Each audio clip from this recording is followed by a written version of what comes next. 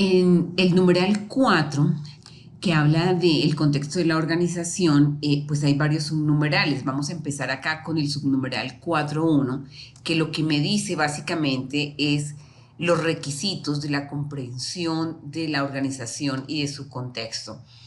Entonces, acá es muy importante que tengamos en cuenta que cada vez que el estándar diga debe, eh, es un requisito, igual que en otro sistema ISO certificable. El debe es un requisito. Entonces acá un debe que tenemos es que la organización debe determinar los problemas externos e internos que son relevantes para su propósito y que afectan su capacidad para lograr los resultados previstos del sistema de gestión de continuidad del negocio.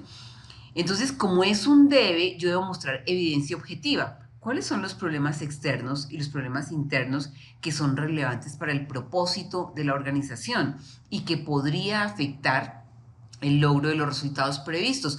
Por eso ahorita vamos a hacer un ejercicio en donde cada cual va a notar, venga, ¿cierto? ¿Cuál es un problema externo? Uno o dos o tres problemas externos y uno o dos o tres problemas internos que sean relevantes para el propósito de la organización y que podrían afectar los resultados de la organización. Ahora, estos problemas deben, esto es otro debe de la norma, tenerse en cuenta al establecer, implementar y mantener el sistema de gestión de continuidad de la organización.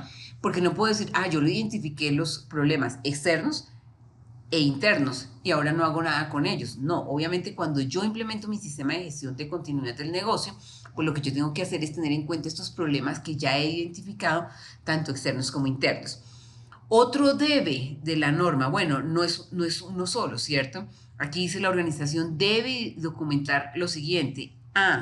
El numeral A es un debe, el numeral B es otro debe y el numeral C es otro debe. Entonces dice la organización debe identificar y poner por escrito. Cuando yo digo documentar es poner por escrito o poner un medio magnético. ¿Qué es lo que debo identificar? ¿Cuáles son las actividades? ¿Cuáles son las funciones? ¿Cuáles son los servicios? ¿Cuáles son los productos? ¿Cuáles son las asociaciones o relaciones? ¿Cuáles son las cadenas de suministro? ¿Cuáles son las relaciones con las partes interesadas? ¿Y es el posible impacto que tienen esas relaciones en la continuidad del negocio? Y sobre todo, ¿qué incidentes pueden presentarse en esas actividades, en esas funciones, en esos servicios, en esos productos, en esas cadenas de suministro que puedan afectar la continuidad del negocio? Ahora, ¿qué otra cosa debe identificar la organización? Vínculos entre la política de continuidad del negocio y los objetivos de la organización.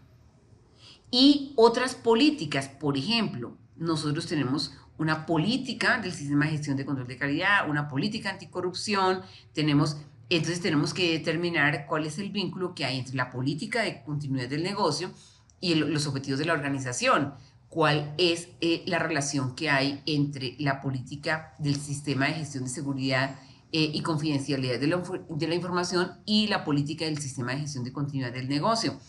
Ahora, este que me llama mucho la atención y es que la organización debe identificar y documentar el apetito del riesgo de la organización. La palabra apetito me suena como un poco extraña, pero básicamente cuál es el nivel de riesgo que yo quiero asumir. Es eso, el apetito de la organización es cuál es el nivel de riesgo que yo quiero y estoy en capacidad de asumir. Y obviamente pues eso va a ser dependiente del momento de la organización. Una cosa es el nivel de riesgo que yo quiera asumir como organización en este momento y otra hora el que yo podía y estaba en capacidad de asumir hace 6 meses.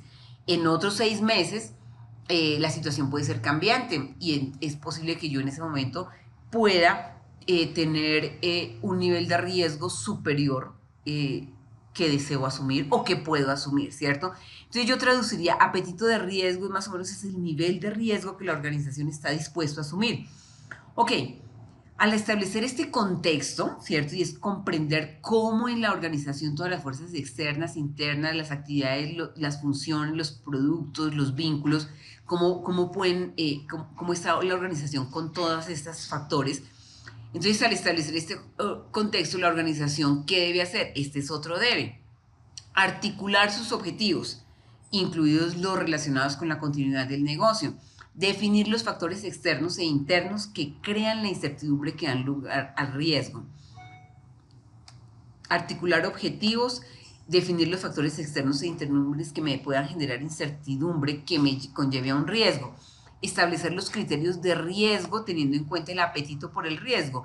Es decir, aquí claramente yo diría, en los criterios de riesgo diría, bueno, una cosa es el nivel de riesgo que yo puedo asumir en este momento, que las utilidades han disminuido, que los gastos han aumentado, y otra cosa es en 6 meses si la situación cambia. Si la situación cambia, si aumenta la facturación, si hay más negocios, pues obviamente podremos asumir un nivel de riesgo diferente, pero pues eso va a ser cambiante. Y el criterio de riesgo, el nivel de riesgo que yo puedo asumir en determinado momento, va a tener que ver, por ejemplo, con las utilidades acumuladas de la organización, ¿sí? Y obviamente acá dice, hay otro debo, la organización debe definir el propósito del sistema de gestión de continuidad del negocio. Entonces vamos a contar en esta diapositiva, en el numeral 4.1, ¿cuántos debe tengo? Tengo un debe que es la organización debe determinar los problemas externos e internos que son relevantes para el propósito y que pueden afectar la continuidad del negocio. Esos problemas deben tenerse en cuenta para establecer e implementar el sistema de gestión de continuidad del negocio. Y acá la organización debe identificar el A, el B y el C, tengo otros 3. Y acá al establecer el contexto de la organización debe 1, 2, 3 y 4, aquí tengo 9 requisitos en esta diapositiva. Vamos ahora a hacer un taller para identificar cuáles son esas actividades que pueden perturbar la continuidad del negocio o cuáles son esas funciones o servicios o productos o relaciones con las partes interesadas que pueden afectar o perturbar la continuidad del negocio. Para eso vamos a poner un ejemplo. Una actividad interna en Quick es la producción de reportes Siget. Un incidente que podría afectar esta actividad interna es el daño de los computadores. Y esto, la idea es que lo califiquemos y miremos cuál es el impacto en la continuidad del negocio de 1 a 10. Otra actividad es la actividad de importación. Esa actividad de importación podría tener un incidente perturbador que fuera el vencimiento de los registros sanitarios. ¿Eso qué impacto podría tener en la continuidad del negocio?